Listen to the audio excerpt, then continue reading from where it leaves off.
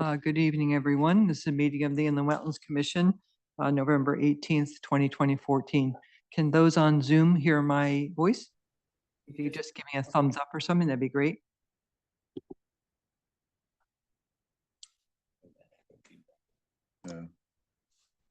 Tom, if your laptop is unmuted, can you mute it on the laptop, Mr. Walker? Thanks.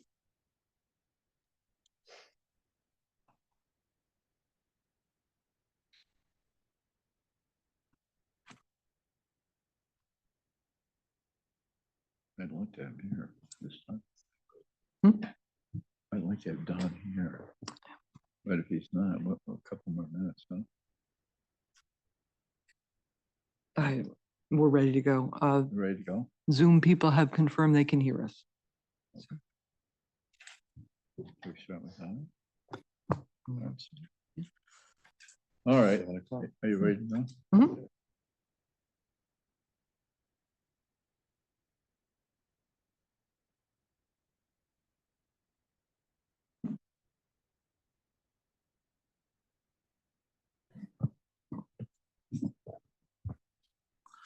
All right, welcome everybody. This is the New Canaan's Inland Wetlands Commission meeting of November 8th. I can't read this thing. What is this? November 18th. I want to call the commission to order. Before I do, I want to explain that our secretary, Angela Jamison, is not here tonight, and Adam Ramirez is acting secretary for tonight. So Adam, would you take the roll, please? Of course, Chairman Stepanek. Here. Angela Jameson. Absent. Beth Bernali. Absent. Sandy Redden. Here. Beth Sanford. Absent. Philip Williams. Here. Priscilla Woike. Here. Dan Mastronardi. He's on his way, but he's not here yet. Katie Owsley. Absent. Ada Ramirez here. And you're here. Okay, good. We have two new commission members tonight. One is on his way, and Philip Williams. Philip, would you spend a little time with the commission and give us a little background on who you are and how long you lived in the city or in the town and those kind of things? Yeah, hi, first of all, thank you all. I look forward to working on this commission with everybody. My name is Phil Williams, for those of you who don't know me. I've been a New Canaan resident for 23 years. I moved with my wife and my daughter and my soon-to-be son, who was born a month after we got here. Since then, I kind of served, I've worked in New York City, my first half iteration of myself here in New Canaan, riding on the train like a lot of people do. Then I dropped that and opened New Canaan Music back in 2013. Once I started working in New Canaan, it freed me up to do more things, give back to our community. I served on the Chamber of Commerce board and the Carriage Art Barn. Served on planning and zoning for 3 years. Now I really look forward to working with you all here. Welcome aboard. Thank you. Thank you very much. Yep.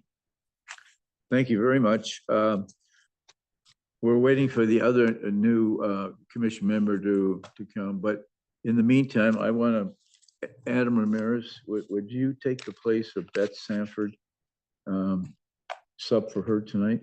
Yes, I will. Right. Thank you. Okay, approval of the agenda. You all have a copy of the agenda. Any comments, deletions, changes? If not, can I hear a motion, please? Yeah. Approve. Second, can I hear a second? Second the motion. Second for now. Okay, all those in favor? Aye. Aye. Motion's approved.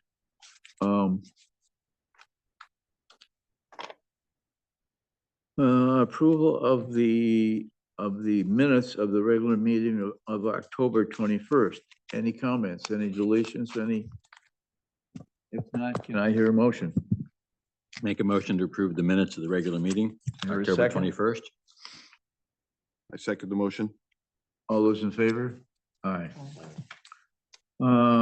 Site visit minutes of November 6th. Was everyone here on the site visit? I You was weren't. not. You were not.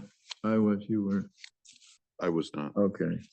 So there's just the two of us, so all those in favor of the, what? By consensus. By consensus, right? If it's approval. It's approval. Okay. It's approval, yeah. Okay, we'll open the regular meeting now. Application to be received and if complete will be scheduled for the December 16th regular meeting. Application number IW 2443, 82 Brookwood Lane. Normally, we don't talk about it, but Kathleen, is this material for Brookwood Lane? Well, so for folks that might be on Zoom regarding 82 Brookwood Lane and a couple of folks in the audience, the procedure for Wetlands Commission statutorily requires that applications get received at the first meeting and then scheduled the subsequent meeting. So there's no presentation this evening for 82 Brookwood Lane, but the commission members, this is the documents that you have in front of you are larger maps that might be easier for you to review. In addition, obviously, we have the online submittal as well. So just take that home and at some point you'll be looking through those documents. So the only thing that's actually happening tonight, and you might want to read that description that is in there and then discuss whether or not we can get a quorum for December 4th site visit. All right, I'll read the application. 82 Brookwood Lane, Brooklyn Hills. Map 33, block 41, lot 4. The proposed regulated activity for which an inland wetlands permit is being sought is the construction of common infrastructure to support a proposed 9-lot residential subdivision. The regulated infrastructure activities include the conversion and expansion of a single-lane asphalt driveway, the installation of associated stormwater best management practices, the installation of power, communication, and data utility lines, the installation of a dry hydrant, and the completion of wetland and watercourse mitigation activities. Permits are not being sought for the development of each lot.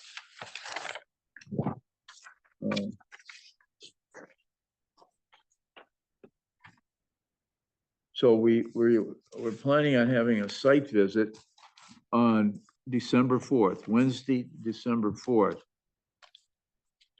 Can I have a show of hands of people that can make that 8 o'clock in the morning on December 4th? Adam, can you make it? Yes. I can make it. That's Sandy, all of us, all 5. Yeah, great. I'll check with the others that are not here and we'll go forward and schedule that. Okay, good. All right. Now, the next 2 applications have been continued from the October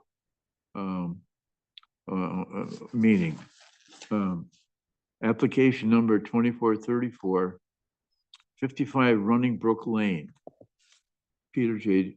Toll, construction building addition.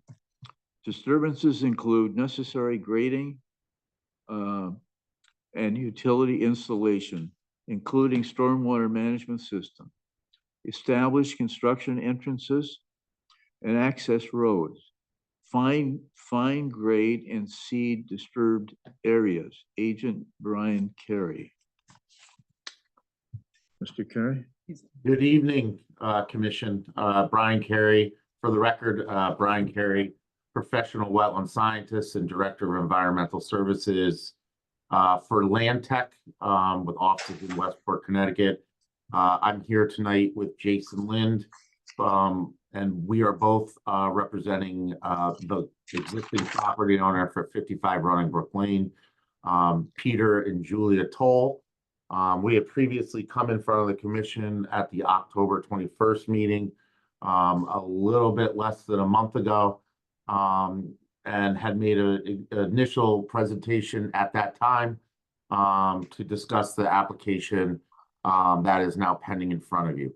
Specifically, the Tolls are looking to construct an addition on their property, on the residential property, within the 100-foot or 50-foot upland review area.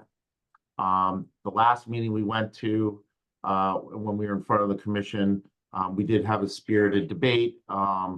Basically, there were some questions that were outstanding that some of the commission members we had that we have since addressed, positively addressed through a supplemental submittal to the department that was submitted on October 29th, 2024. Those documents should be in the record in front of you currently.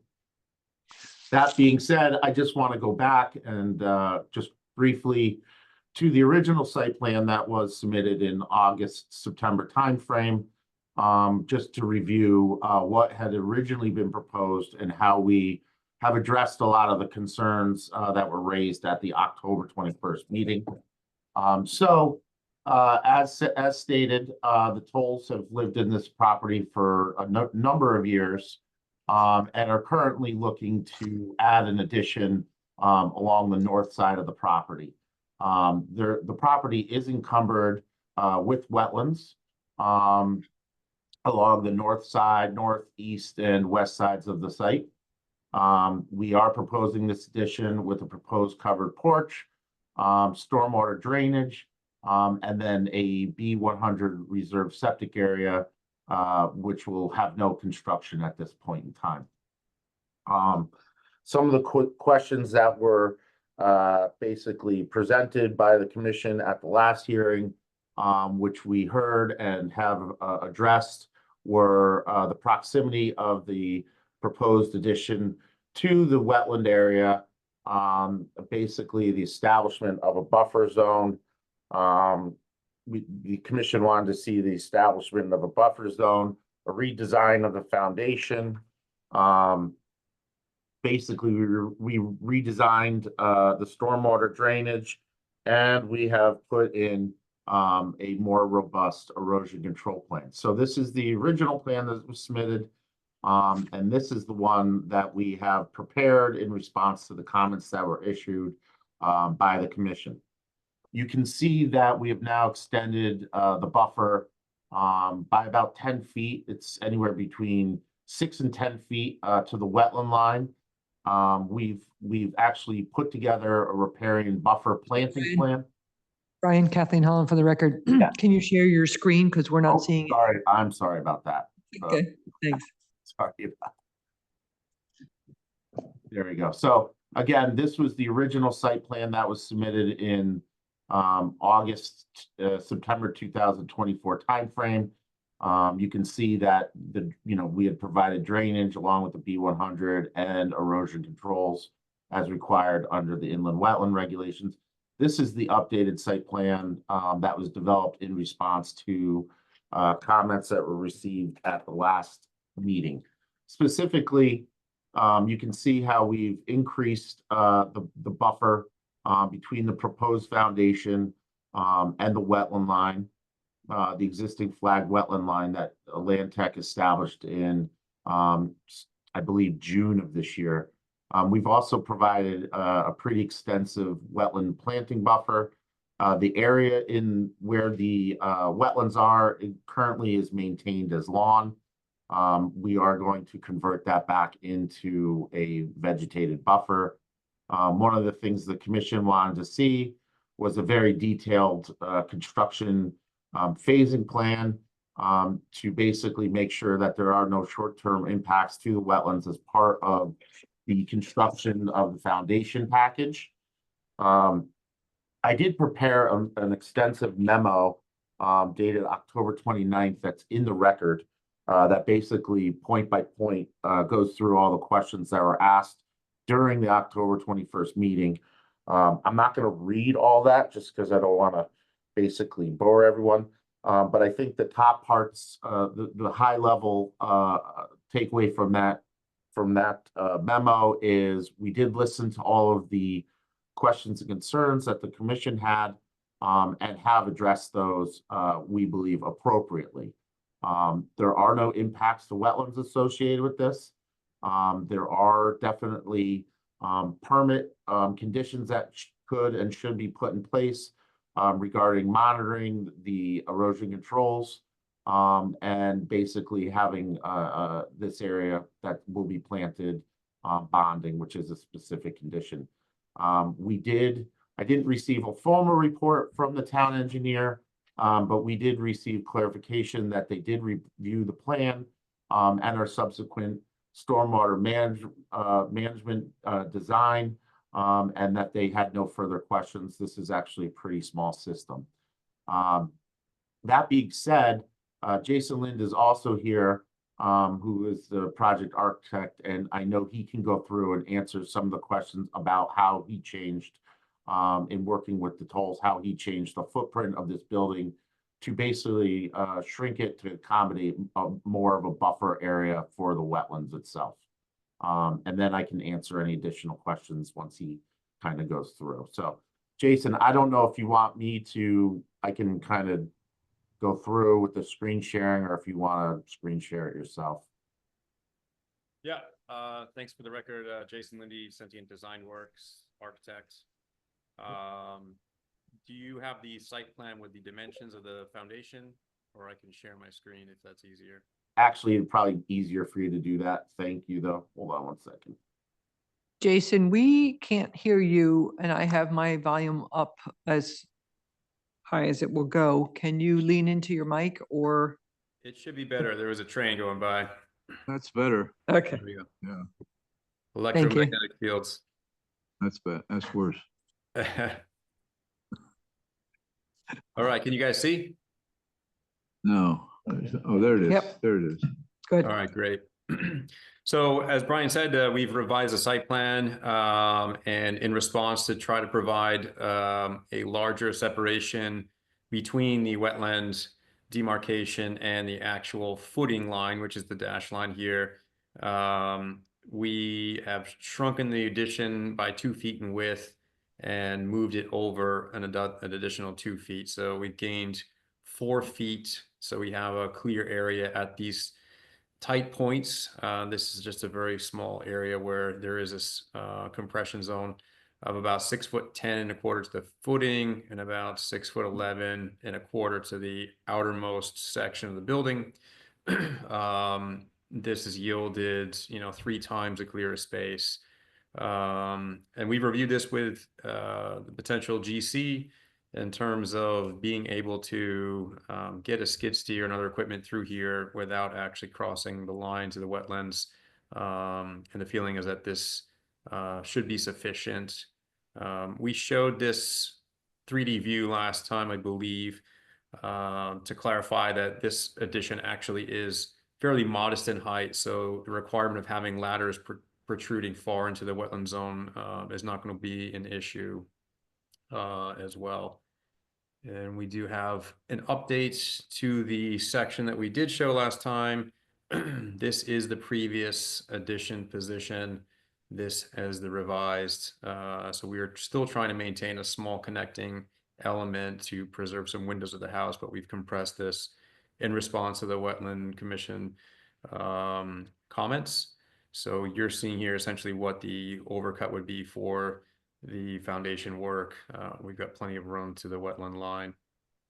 So hopefully this is sufficient information for you guys to understand the revised footprint in comparison to the previous.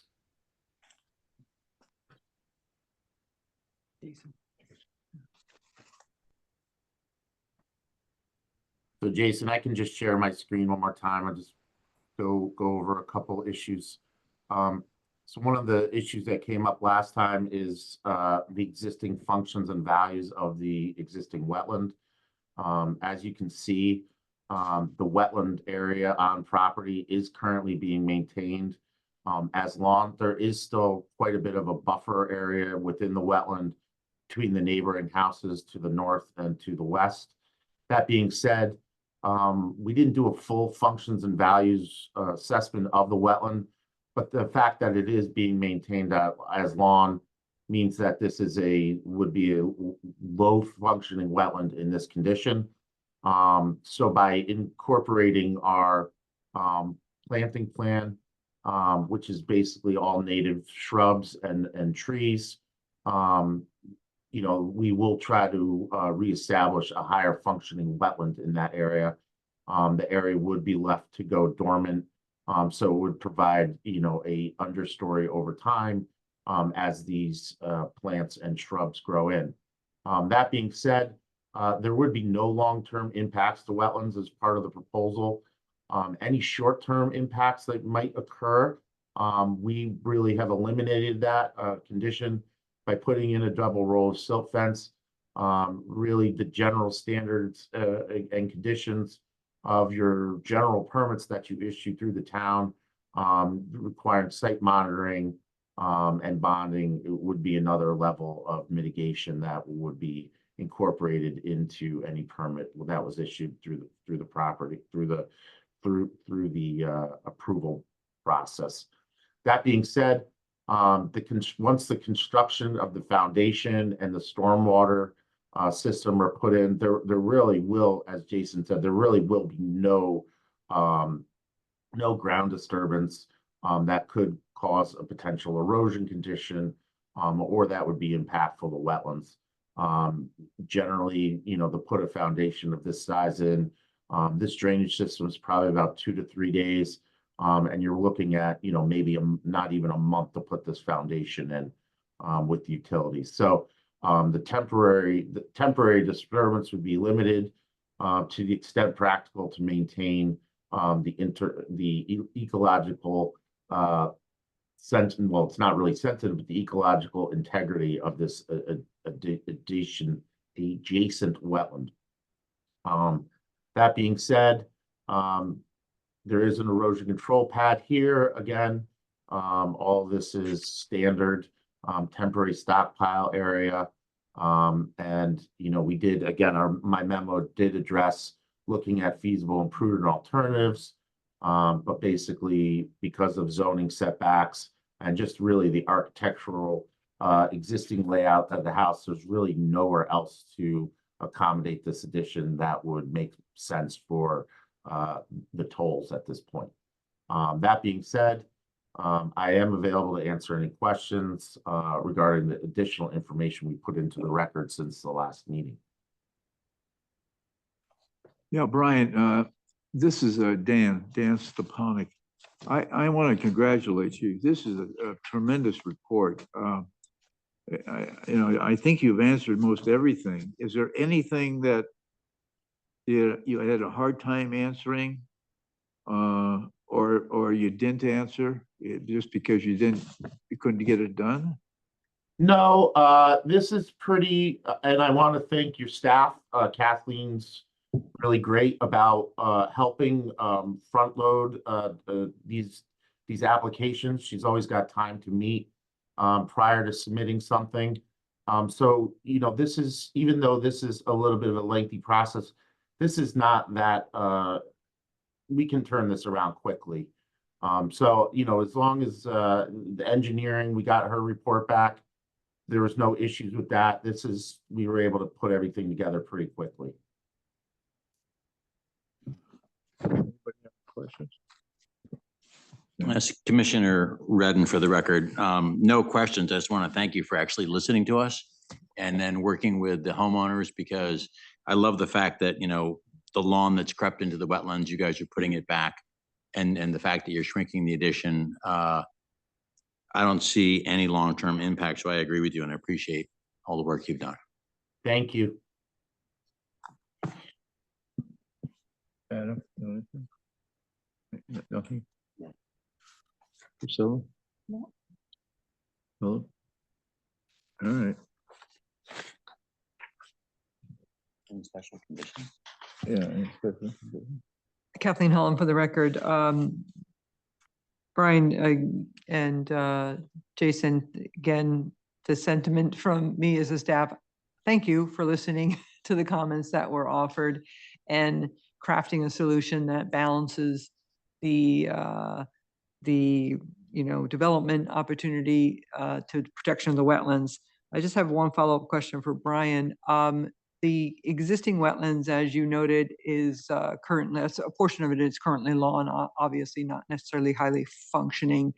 Post mitigation with the landscaping plans that you're going to be doing in that area, do you envision improvements to that wetland quality, or what might you be able to comment on that regard? So the idea was to really just, I mean, this is the aerial.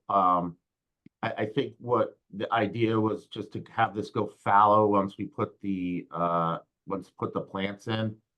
I mean, I don't think there's going to be, just because of the history of the wetland, I don't think you're going to pick up many of the additional functions and values of the wetlands. I do think that there will be an increased habitat here, based on the buffer, existing buffer. I think anytime you continue that, it will provide, however much, it will provide more than what's existing for wildlife habitat. But I mean, as far as like hydrology, and stormwater capacity, I mean, I don't think this wetland is really, it's not really performing a lot of those functions, just based on its location and in the physical setting. Okay, thank you. As far as the special conditions, most of which things that would typically be added as a special condition are actually already appearing within the documents that Brian has provided. However, I do have two that seem reasonable, and typically when we do a landscaping component on a plan, we do have a final sign off from the credentialed consultant making a final inspection and providing a final report to the staff regarding the actual installation of those plants. So I think that is a reasonable special condition that the commission can consider. The second one that I would recommend is upon completion of any kind of construction activities, a final A2 survey with the features everything being located, including but not limited to basically, the wetlands, the construction, the addition, and any other hardscapes, the stormwater system.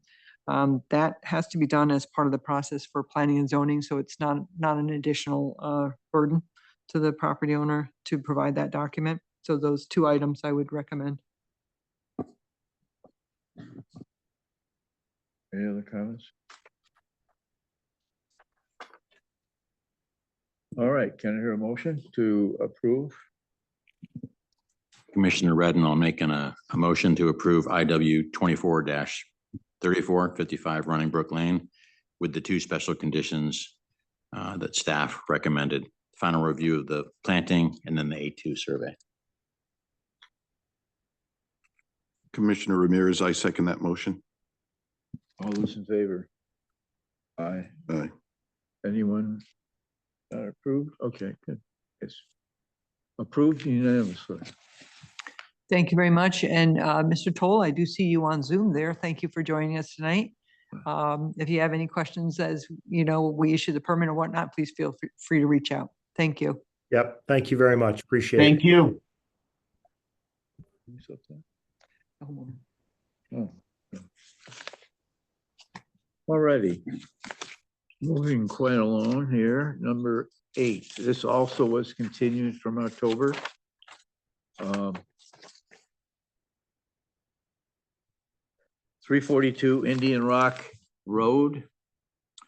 Applicant is requesting permission to maintain activities completed in and near regulated wetlands. Activities reported to include tree removal of dead beech, repair of erosion in yard, top dressing small areas to repair damage with broken sump pump pipe, filling and grading to improve runoff in yard, Agent Thomas D. Walker. And Mr. Walker, I see you've hired a soil scientist, is that right? I have Huh? a number of them.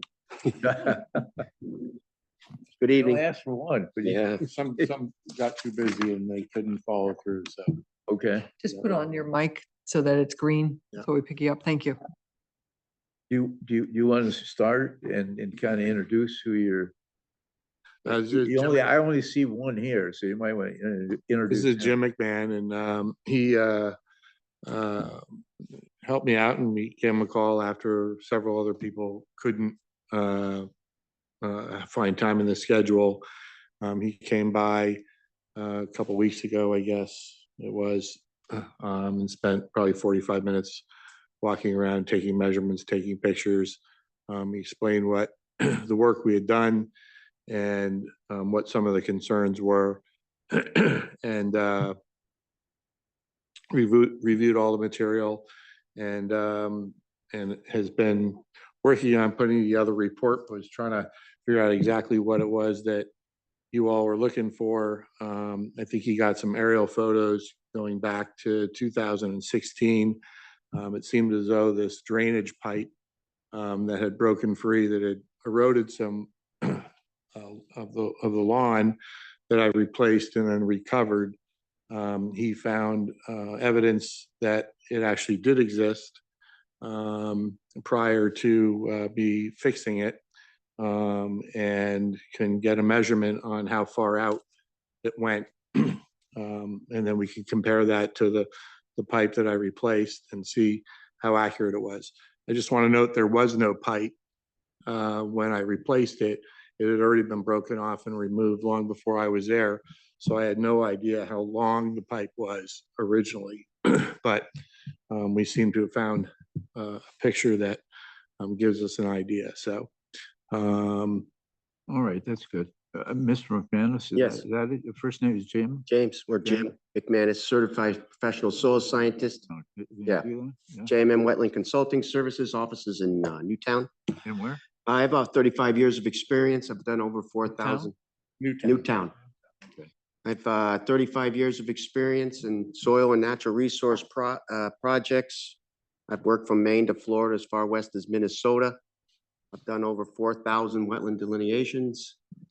I'm on the Soil Science Society of Southern New England Board, as well as I'm on the New England Hydric Soil Technical Committee.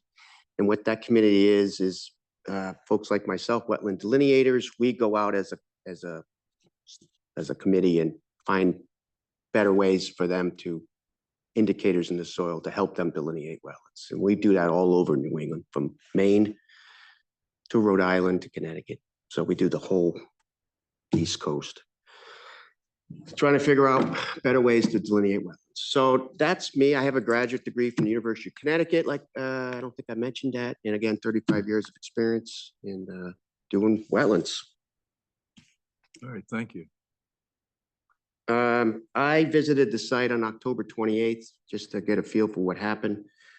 Of course, when I was there, the site was pretty much all done. It was growing grass and looked pretty good, you know? And so anyways, so after talking to Mr. Walker, and I reviewed last time you guys had a meeting, I listened to the tape, I read some of the comments and sort of tried to get a feel for it. So my big objective was, even before I did all that, was what exactly did the site look like prior to the projected activities, particularly on the western side where the floodplain and potential the wetland is, and really the floodplain, because I could tell that there really wasn't any impacts to the flagged wetland, but we can't tell what that's an engineering elevation. When you talk about 100-year floodplain, we're not going to be able to figure that. I had a professor tell me we as soil scientists in the field could probably figure out 30-year floodplain. After that, we're guessing. So I went back in time, and actually Kathleen handed me some, because she went back in time too. And if you look back, I went back to 2016, and you could see it on your town GIS photos, but I used the Connecticut Environmental Conditions online mapping. And if you look at that map and you see on that western side some lawn, and then all of a sudden a white signature comes up, and it's the old pipe. So I measured about 16, 17 feet. Kathleen got 20. So Tom added an extra 12 feet to what is there now. It is an extra 12 feet to what I measured was from the house to where the pipe started, where I picked it up. So it's lawn to where you pick up the white pipe. So Tom added an extra 12 feet onto that when he went in and replaced the pipe, not knowing that it ended at 16 feet or 20 feet, whatever one you want to pick. So our objective now, after finding that and after kind of going through what I saw on site, I think the objective is to remove the 12 feet of fill and pipe and cut it off and have it discharge where it happened back in 2016. And it's probably about a 5-foot swath. Say the pipe's in the middle, do 2.5 feet on each side and just kind of U it around, remove that fill, cut the pipe off, and there's your new discharge. And that's back to 2016.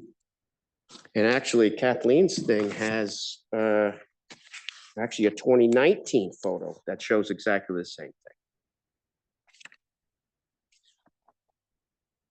thing.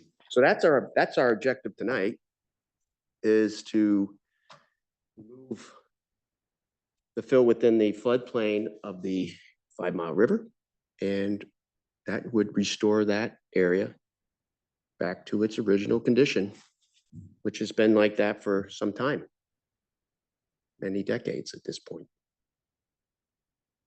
Kathleen, where'd you get these photos? Oh, that's our GIS system. Oh. Actually, Mr. McManus had called me this afternoon, so we had a brief conversation about where are we in this project here. And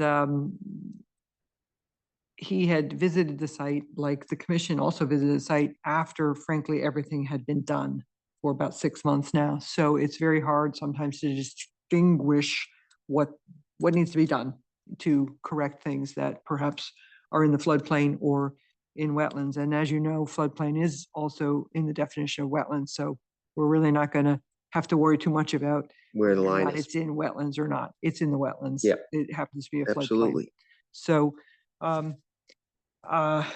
so these, the GIS system that we have, I just decided to do a drill down on that this afternoon because he was struggling with, was there a pipe there? Is there a pipe there? Our GIS is that good. The GIS information, the photos are that good. So we actually reached basically the same conclusion, unbeknownst to each other, that there's 12 feet or so of additional pipe, and in addition, fill had been put in to that area, which would put it into the floodplain and the wetlands. So I agree, you are on the right track to remove the 12 feet and the fill. We will need a detail for that, so an actual plan of how that's going to be done. That would be submitted prior to next month's meeting. We'd like to have any kind of additional documentation on or before December 4th so that it can be distributed to the commission members. I think this addresses one area of disturbance, but there's other areas that need to be addressed as well. The plantings that were done in and around the property, I don't think some of those plants are native plants. And Mr. Walker he's a gardener, so we put in a lot of plants here, there, and everywhere. I'm not the sole gardener. Okay, so someone was doing some gardening. So I would ask you to take a look at kind of what's been done around the property, and you I think can, you're talking about the other side of the house. That's where that stuff was put in.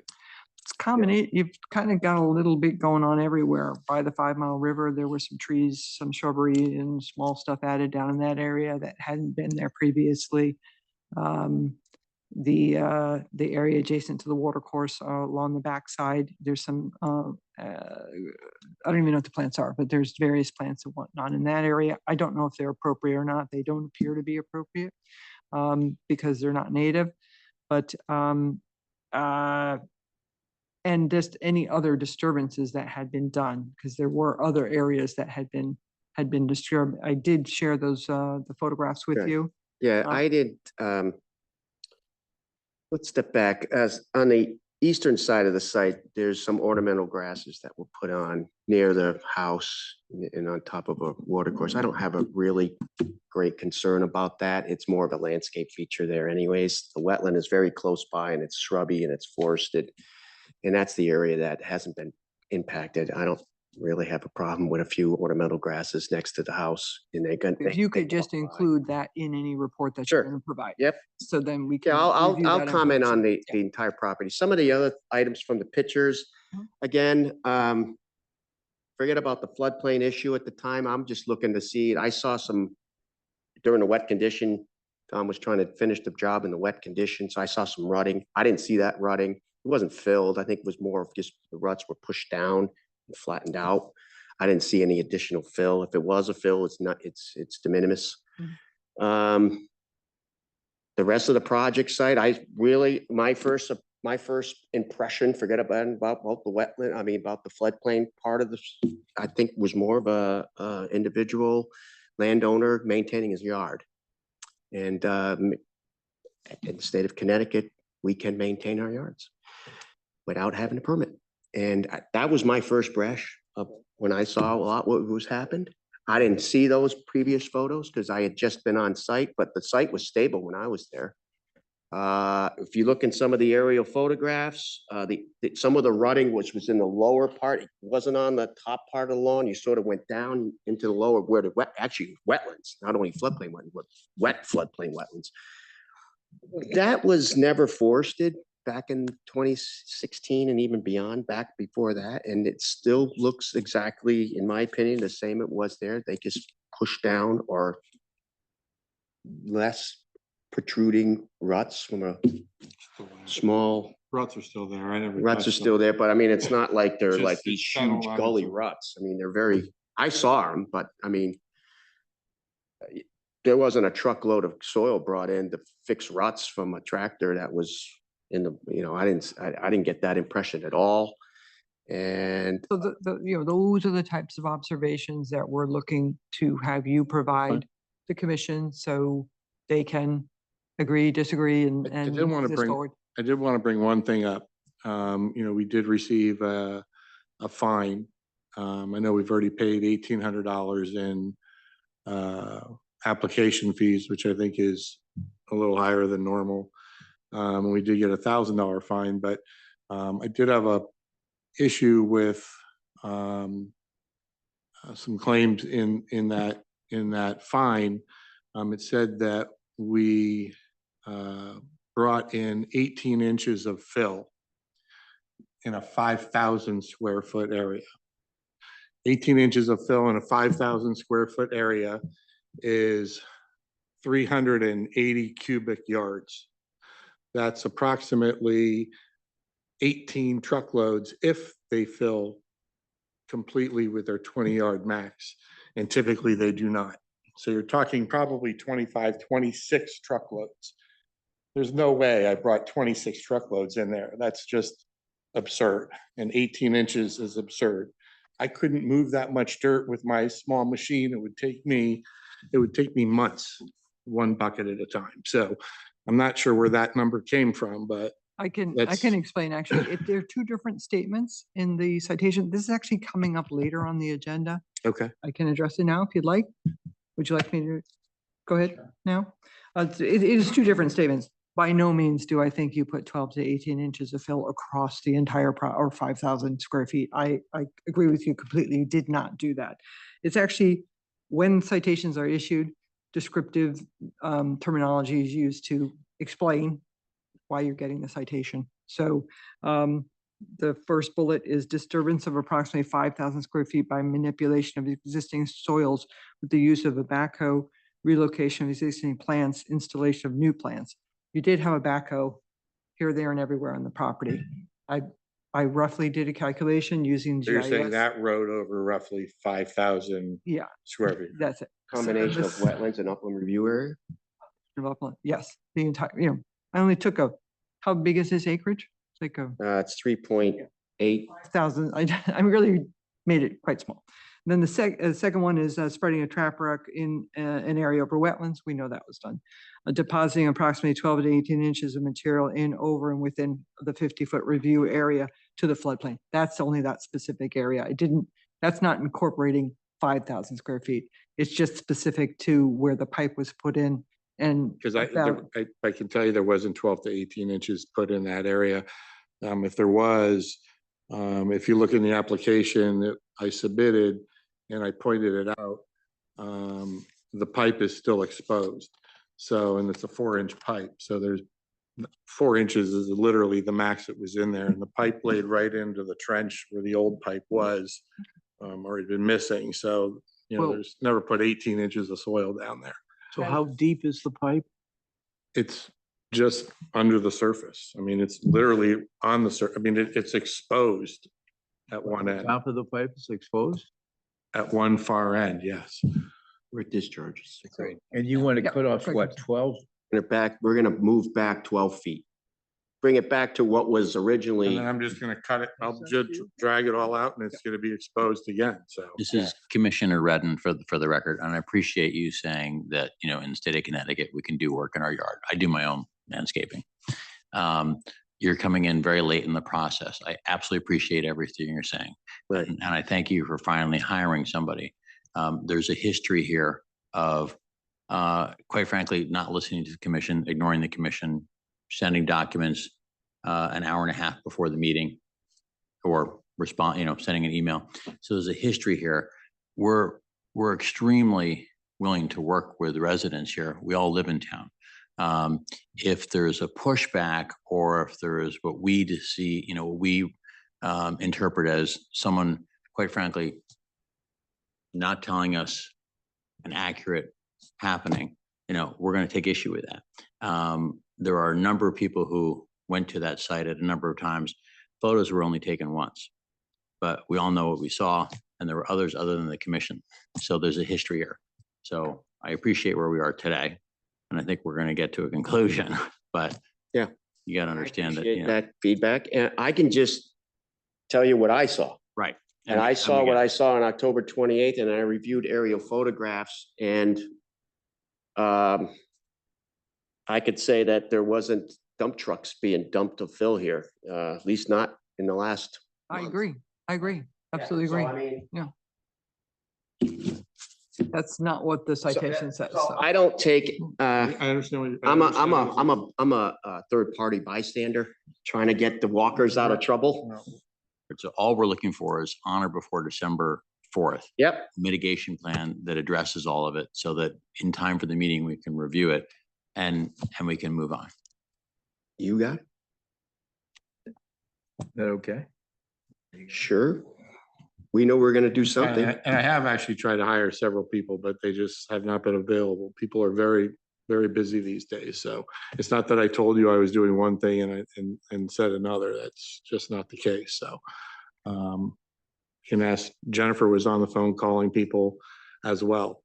It just so happened to fall over long weekends and so on and so forth. It's very hard to get a hold of people. So he's been kind enough to take this on, and he's very busy also. So. Jim, if you have questions as you continue in your investigation at the property, please reach out. I'm happy to try to provide additional guidance to get this over the finish line.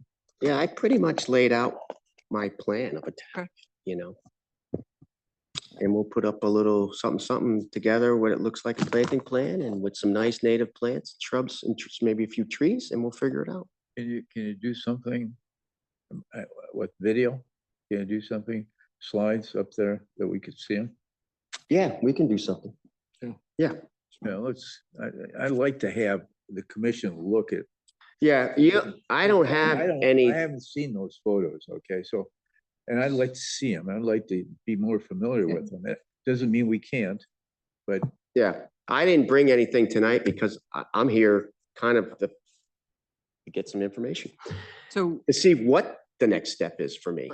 so right now there is we do online permitting. So there is some documents within the OpenGov application for what I think Mr. Walker actually filed it, or Jennifer, I'm not certain. but you can have Jim as a guest on Mhm. that portal. He can upload the documents that we're going to be all reviewing to the portal, and that's just give me one paper record for the office. Roger that. Thank you. All right, so we'll see you, well, the deadline is the 4th, right, of December? Yeah, if I can get it out. to You her. can I meet think- that I think deadline, that's- right? Hope so. We got Thanksgiving on our doorstep. So do we, yeah. And we'll see you on the, We'll what, keep in 17th? touch. When is the next meeting, actually? I think it's December 16th, I believe. December 16th. December 16th? All right, let me write that down real quick. And please, if you have any questions, both of you, if you don't understand something or you don't have enough information, call Kathleen, please. Absolutely. I always sent her emails along the way. I always have. Thank you.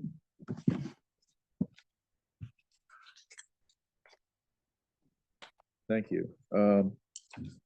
Now, continuing with the meeting, now we have some new applications. Application number 2437, 17 Turtleback Lane West. The proposed activity is maintenance dredging of a pond to remove the accumulation of sediment. The area will be hydraulically dredged with the material pumped to a dewatering tube on shore. The material will be removed after it was dewatered enough for transport off-site. Agent Matthew Vogt, how do you pronounce your last name? Vogt, okay. Mr. Vogt, you got the floor. Good evening. So I'm here to represent Wyoming Warren Share for the residents of 17 Turtleback Lane West. Matt, can you turn on that mic right in front of you? Great, thank you. So the pond there, they live on a pond that is shared between, I think, at least another property, maybe two, but the area in question is strictly on their property. This is a photo of the current conditions when we were there for the site walk. The area that looks like a nice meadow is just the area we plan to dredge once there's water back in there. The water level is just down quite a bit. But what you can see in this is that this area of straight ahead in the shot has filled in so considerably from a inlet, I think primarily from the inlet anyway, which is in the middle right side of the picture, that it protrudes in most cases kind of above the water level, or it's starting to, or it's just beneath the water level. So the goal of the project will be to dredge an area of about 6,250 square feet, which you can see here outlined in yellow, removing approximately 3.5 feet of sediment on average from that area to try to kind of reclaim some of the depth, remove the material that has been coming in through this inlet here and depositing and creating a delta. And really just trying to kind of reset this area of the pond back to the way that it was. The plan will be to do it hydraulically. Not sure, I think some of you might have been familiar with that process. We were here a couple of years ago, so these projects have come through before, but essentially we'll be pumping that material into dewatering tubes located on shore, actually one tube. The tube will be placed within this area here, which I've kind of outlined on this picture in red. That area is a little bit sloped and it needs to be leveled, so we'll be doing some temporary leveling in advance of the work. We'll be filling the tube in place, letting it dry. Then that material will be taken off-site and the grade reestablished after we're all done, and then obviously reseeded and everything. Some of our kind of controlled measures here, we're gonna have a turbidity curtain spanning the two shorelines to keep this area enclosed. So any turbidity that takes place during the work doesn't flow throughout the rest of the pond, carrying sediment around. And then this area, of course, will be lined with plastic liner, and then supported by silt fence on the edges to create a very temporary retaining pool, which will then guide the water as it drains from the tube back into the pond without really running over any open ground. So preventing any kind of erosion from taking place during the work itself. That is essentially the main gist of the project. I'm happy to answer questions that anyone has. Any questions? Commissioner Redden with a question.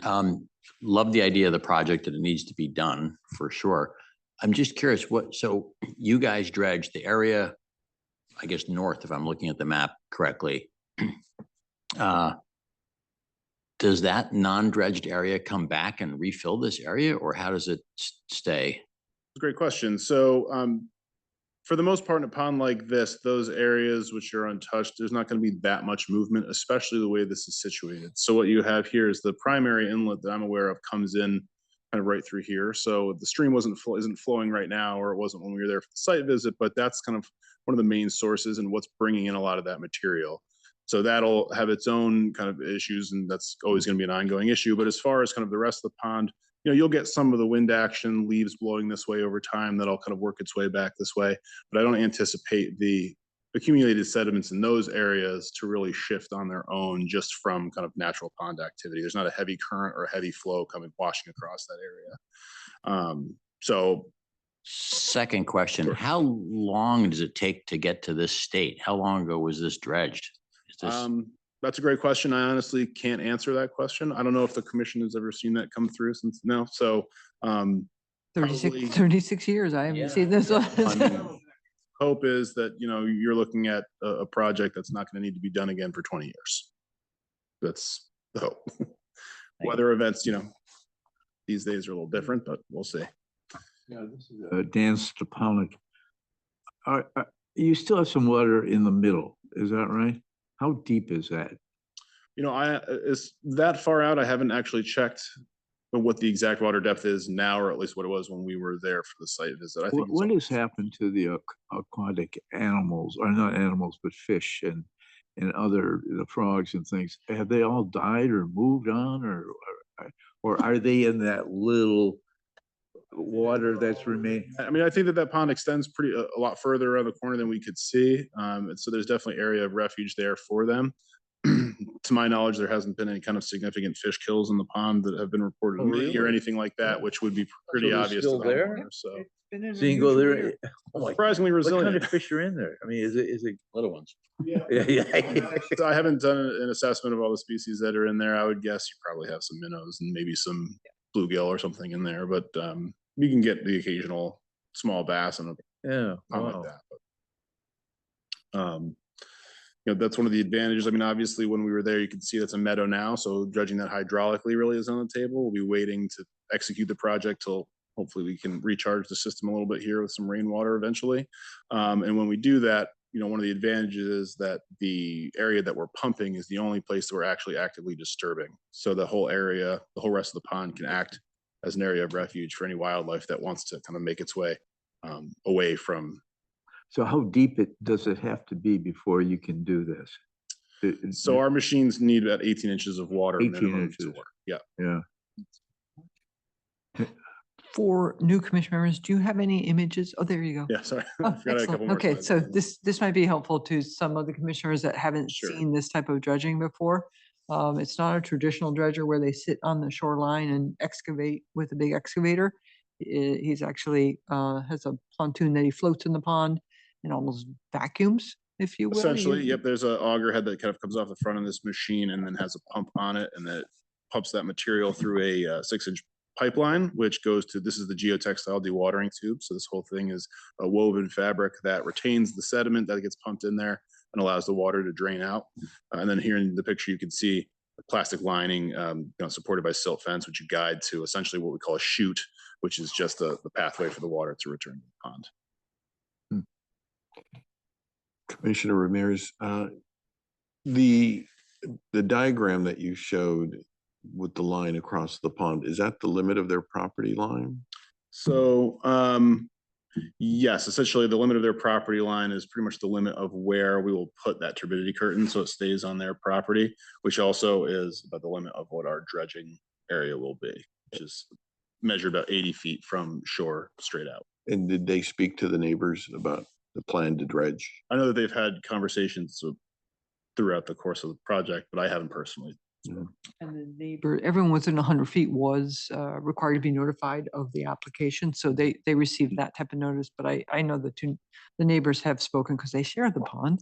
So they have spoken. Thank you. So only one resident owns it, is that right? Only that one all right? resident owns the area that we're gonna be performing Owns the the work. pond. I mean, No. no? So Matt's client owns the section that you're seeing where he's going to be dredging. Okay, There's additional, at least one other property owner to the north there that owns the remainder of I the see. pond, and perhaps even another property owner. If I had another map, I could look at the whole thing, but it's multiple. It's oftentimes, ponds rarely are singly on one person's property. There's always, sometimes they're always shared. Sometimes we have 10 and 12 people sharing a pond. But, In this case, this particular homeowner just seems to be perfectly saddled with the worst part Right. of the pond. Kind of is the limit of their property as well, interestingly. anybody? Go ahead, if you got anything, please. And the health of the rest of the pond. Will you identify yourself? Just Commissioner Williams, the health of the rest of the pond, I mean, how would you characterize that? I mean, this part, obviously, as you've expounded on, is pretty much dried up, for lack of a better expression. So there's certainly more depth throughout the rest of the pond, which we could see. Mhm. It hasn't filled in as significantly as the area that we want to dredge. I mean, I think that it's probably in the long run on its way there, but that's just not something we have the capability to address with this particular project or at this time. Understood. But I mean, for the most part, the pond, I think, is in a healthy state. We're not seeing, some of the real significant concerns. I mean, I think it could probably use some aeration and some attention, but nothing that is dire on for the rest of the pond, that is. Thank you. from my observations of this area and being on other properties in this area, there's no standard Phragmites on the far end of the pond. And so it's generally healthy as far as what the water appearance is. I've never seen like it completely go duckweed all the way over on the northern end. So, dredging is can be an expensive proposition. To dredge significantly more of the pond raises all the costs, and also it makes it a little bit more difficult to where does all the material that you're taking out go? Yeah. So I think with the turbidity curtain that you're going to be installing, they will be able to contain their dredged proposal just to this property and be successful. So. Go ahead. And the other neighbors haven't thought that they might want to go in with this and do, further up the other part of the pond, or do it all together or anything? Not that I have been alerted to. Certainly if down the line I'm here again, we may have another opportunity to do some of the rest of the work, but for now, it's limited to just this particular homeowner. If you don't get 18 inches of water this winter, she'll just hold off? Is that what you're gonna do? So, I mean, frankly, a lot of this area, even when it is full, is at the water line. So what we do is actually we'll start from that deeper end and work our way in. We can actually dredge our way in and create more water depth. Certainly it has to have much more water than it had during the site visit, or probably what's there right now. I wasn't out there today after the rain last night, which wasn't very substantial. If no more water comes, then yeah, I think it's just a matter of kind of waiting until that system recharges. But I'm pretty optimistic that through the winter, late winter, we're going to get some better water in there. These guys dredge all year, so it's they're out there in some pretty awful conditions as far as I'm concerned. Busted, you guys have to. That's right. So I've seen them work ponds in the bitter cold. Other than the machinery issues, they're out there. Just for Phil and Adam, the benefit of this type of dredging, and Sandy, because I don't know that he's actually experienced this type of dredging. I may have said this already, or you may have said it. There's not it reduces this shoreline disruption because he's literally working in the pond. So it's a good method, and on this pond, this type of dredging fits nicely for this pond. And how long will it take you to do it?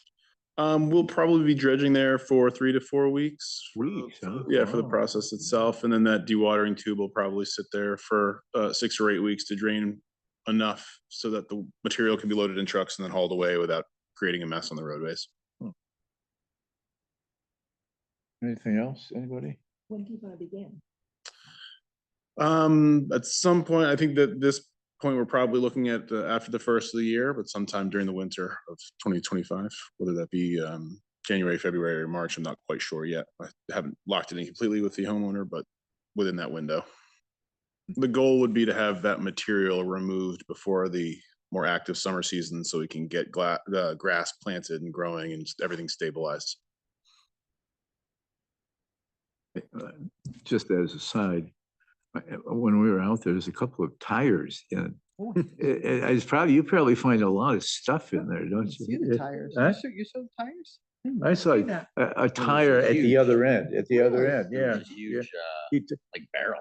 barrels, and there's barrels at the other end, We find all You'll kinds. clean that out. We find I all suppose. kinds of treasure. I mean, if we come across something. we pull it out. Not in a 6-inch tube, you won't. Oh yeah, we pull a lot of stuff out by. I'll by bet you hand. We do. don't throw it back Yeah. in, so What? Nobody's.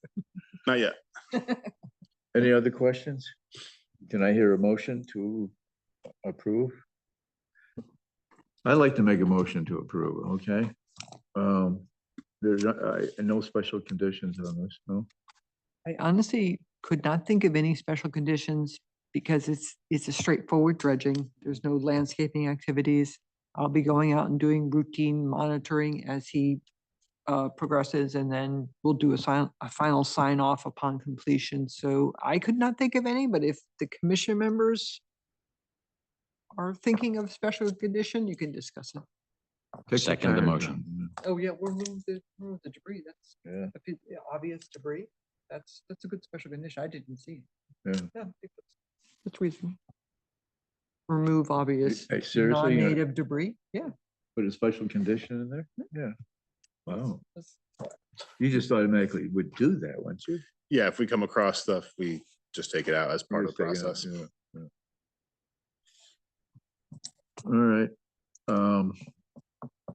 I'll make a motion to dredge the pond and take all this debris out. All I'd second the motion. right, all those in favor? Aye. All those opposed? Motion's carried. Thank you very much. Thank you very much. Thank you. Should I call for an inspection before we start pumping after we get all set up? Did you want to, I can't remember if you have that as a normal procedure. Once you get set up, I'll come out. So Okay. yeah, we'll be in communication. Stop sharing so then we can have Brian come up and take over there for his presentation. Thank you. Thank Thanks you a very lot, much. Matt. All right, this is one, the next one is 105 Kimberly Place. I'll read this here. Wetland mitigation and restoration, installation of a boulder well, landscaping and drainage work of property. Agent Brian Nester, how do you pronounce it? Brian Nesteriak? All right, this, I happen to live on Kimberly Place, okay? And this lady is a neighbor of mine, so I'm gonna recuse myself for this, and Commissioner Reitner is going to take over my place, right? Okay. Just give us a minute to change chairs and yeah. Dan's gonna go home early tonight. Lucky Dan. Good luck.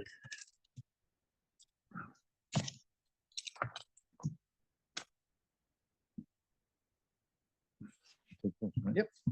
You get to do that with you.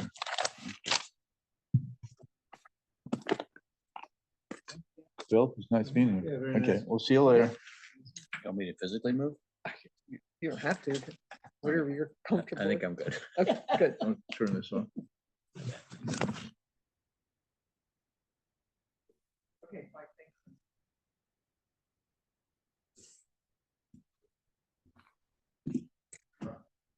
Good evening.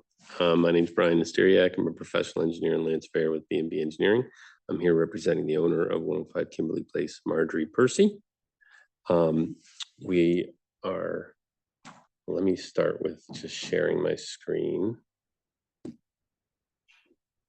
sure that comes up. Maybe. There we go. So I'll just start with a brief history of why we're all here. Marjorie bought the house recently. I believe she hired a contractor to go in and clear some trees. That spiraled into doing some earthwork, building a wall, flattening out the backyard. I'm absolutely certain that Marjorie didn't understand the permitting requirements of this. And I think shortly after it proceeded, she was sent a cease and desist. So I was brought in shortly after that. This all happened in July. I was brought in at the end of July, the beginning of August. So just quickly, this is the house. Here's Kimberly Place over here on the left here. The main amount of work that was done, there was a very small fieldstone wall built along the wetland corridor. This is pretty much an active water course most of the year. And a fieldstone wall was installed here. There was some minor filling that occurred in the backyard. When I showed up, it was basically all dirt and unstabilized area. There was a little bit of a driveway expansion done over here, and then there were stockpiles all over the place. It was obviously surveyed, and they found the original wetland line by augering down, and that goes right along here, this line right here. So I was brought in, like I said, end of July, early August. The first thing that I thought was the most important thing to do was to just stabilize the property until we figured out what the permitting requirements are going to be. So with the approval of Kathleen and her office, we installed lawn, basically an annual rye. Also removed some stockpiles, tidied up the place so that there wouldn't be any more mud and soil erosion that was occurring. So right now, I can happily say that the place is a beautiful lawn, although we do have to come up with a mitigation. So I'll move over to our proposal.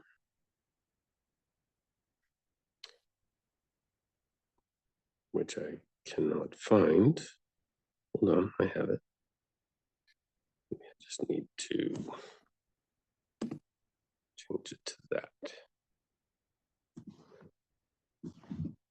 There it is.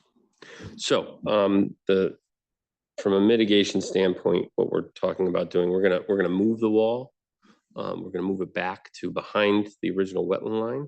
We're gonna excavate out the fill within the wetlands. The wall will be substantially reduced. It's about 18 to 24 inches today. It's going to go down to a maximum of 12 inches. The backyard was graded improperly, so there's a lot of low points. And so I designed the wall so that there's a nice gentle slope from the house towards the wetlands as it should be.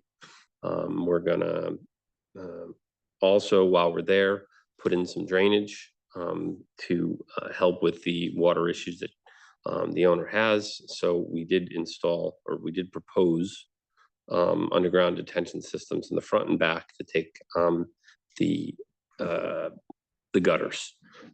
Those were designed for the first inch of runoff. So we didn't really have enough room, nor didn't think it was necessary to design anything more than the first flush or the water quality volume. So we stuck with that. We also will be installing plantings to try to restore this wetland. So this primarily, what you see here primarily is between the wall and the wetland corridor. So we had Alexandra Mock, who's a landscape designer and a wetland scientist, put together this mitigation plan that has a variety of native wetland plantings and upland plantings to restore that. In addition, which we did not submit, there's going to be a plethora of other plantings throughout the property because the owner is a gardener and enjoys landscaping. So a couple other small things that the plan that they're planning on doing. There's a large tree on the southern property line that is dying. It's a poplar tree, so they want to take that down. It's also very close to both her house and the neighbor's house. And she does want to replace the fence that's existing on the southern side and then install a fence along that new wall along the original wetland line. Essentially, that's because she has a dog and she wants to keep the dog contained within the yard.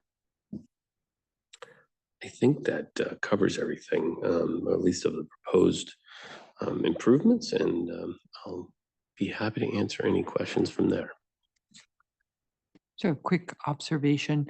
One of the reviews that was done by planning and zoning, I think that might be the old plan that has the, okay, that's okay. You're absolutely right.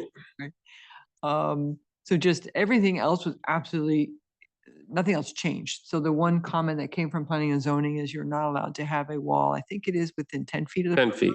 So this little section, and I can pull it up. I'm sorry, I just opened up the wrong PDF. That's okay. I have. But this little section right here will be just a slope. It's only a 1 foot wall.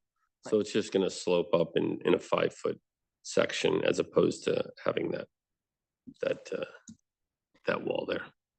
Sorry about that, and No very problem. I observant. was looking close at it. You're paying attention more than I am. I was paying attention.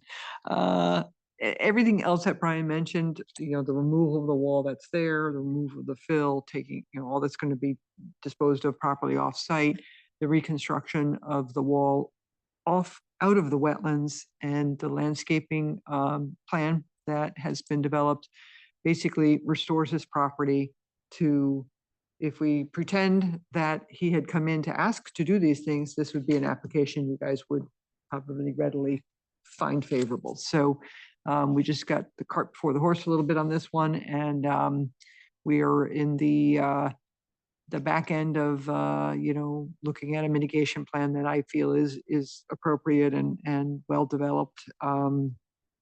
And I see no issues with the overall proposal. And I don't know if you mentioned, but the site is temporarily stabilized right now. This activity, should it get approved, they will not begin, I don't think, until spring of next year. Yeah. No. There's no reason to do it now because we're outside of the planting season. So, but there's kind of no harm, no foul right now. It's stabilized. We don't have any erosion coming off the site. I don't know if I had anything else.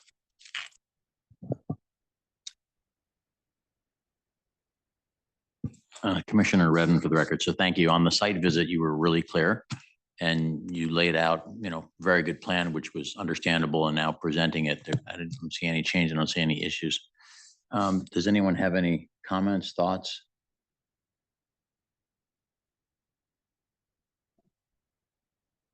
If not, I'll make a motion to approve application IW 2438, which is 105 Kimberly Place, map L, block 20, lot 814, with 3 special conditions which the staff have recommended. 1, upon removal of the existing boulders, the excess fill within the wetland area, engineer shall confirm satisfactory removal prior to the next phase. 2, upon completion of the landscaping, landscape architect shall make a final inspection and provide a report to the staff. And then 3, upon the completion of the site developments, submit an A2 survey with features located, including but not limited to the border wall, fencing, and the stormwater systems. And the owner has no issues with those. Can I hear our second? Second it. All in agreement? Aye. Passes. Thank you. Thank you very much. Have a good Brian, night. thank you so much for your time and efforts on this. I really appreciate it, and your client as well. She's, we're gonna get it all straightened out. So thank you, appreciate it. Thank you very much. Not how I like to have applications come at me, but sometimes it happens. So, but I appreciate the cooperation. So next, I'll this part of the meeting. Phil's so new, I feel like I have to explain things, but he's fine over there. I can tell he's just going with the flow. It's good. The next grouping, Phil, those are actions that came to me as part of the process. So administratively, I can approve wetland activities that are not in a wetlands or report to you on a citation that I issued and things like that. So I usually typically say, we kind of already discussed the citation, but as you know, spoiler alert, we did issue a citation for Indian Rock, and hopefully that will be paid on or before December 7th. So I'm just letting you know that that citation had been issued to the contractor. Then I had 1, 2, 3, 4 other various wetland activities that took place, and I've issued those 4 permits as well. If you'd like to take a minute and just read through those, if you have any questions on those items, I'm happy to answer them. It's been a busy month. Yeah, a lot of activities, no shortage of construction. That's for sure.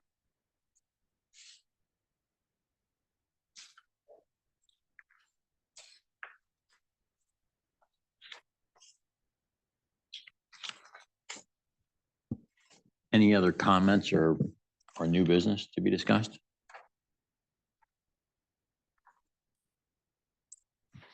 Someone want to make a motion to adjourn? I'll make a motion to adjourn. Thank you. All right, thank you.